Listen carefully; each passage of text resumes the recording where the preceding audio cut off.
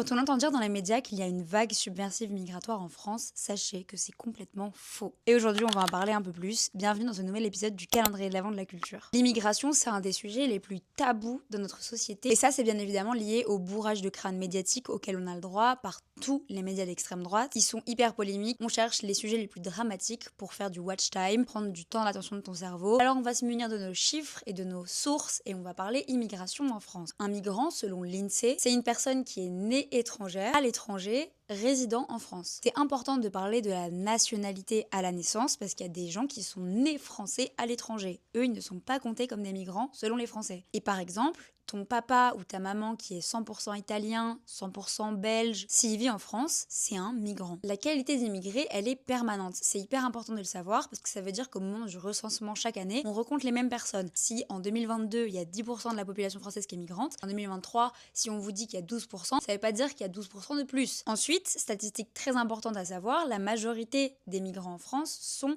intra-européens. Selon le département des affaires économiques et sociales de l'ONU, 70% des Européens qui migrent vont en France. Le plus grand couloir migratoire du monde, c'est intra-nord. Avec les années 2000, la mondialisation entre en jeu, on a un essor des mouvements, plus de gens migrent parce que plus de gens peuvent voyager. Selon la définition de l'INSEE, la population française est composée à 10,7% de migrants. Selon l'ONU, qui a une définition différente, on est à 12,7%. Mais ce pourcentage de différence, il s'explique parce que l'ONU ne prend pas en compte les Français d'outre-mer et les Français nés à l'étranger qui sont rapatriés en France. Quoi qu'il, cette stat, c'est absolument rien par rapport à la majorité des pays d'Europe qui s'en sortent avec beaucoup plus que 10% de migrants dans la population. La majorité des migrants en Europe, ils se concentrent en Europe du Sud, ce qui est normal au vu des couloirs migratoires qui arrivent vers le Sud. Il faut savoir que la majorité des migrations dans le monde sont intra-régionales. Au-delà de l'envie d'aller vivre ailleurs, il faut pouvoir se le payer. Et l'origine étrangère la plus importante dans la part des migrants en France, c'est les Algériens. Ça s'explique. L'Algérie, c'est un ancien département français. Il y a un passé colonial énorme. Ça n'a absolument rien d'étonnant qu'il y ait une grande proportion de la population française qui soit algérienne au vu du fait qu'ils aient remigré vers la France. Il faut quand même se rendre compte que tous les flux migratoires en 2025 sont toujours aussi liés à la colonisation du passé. La France a colonisé une bonne partie de l'Afrique de l'Ouest et en créant autant d'interdépendance entre la France et ces pays-là, c'est pas étonnant que des gens veulent se rattacher à leur histoire et migrent vers la France. Ils se disent tout simplement qu'ils ont le droit d'être en France et d'être accueillis ici, de par le fait que par exemple leurs grands-parents ont servi dans l'armée ou que la France est présente dans leur pays via la présence militaire ou encore la présence d'organisations internationales comme la francophonie. Chaque département français reçoit un pourcentage de migrants hyper différent. Par exemple, le cas de l'immigration à Mayotte est hyper différent du cas de l'immigration en Bretagne. Si tout ce sujet vous intéresse, je vous invite à lire ce livre, Immigration, le grand déni de François Héran, qui revient sur toutes les statistiques. Vous verrez que vos échanges pendant des débats familiaux seront beaucoup plus fluides. On se retrouve demain pour un prochain épisode du calendrier de l'Avent de la culture. Car bisous love.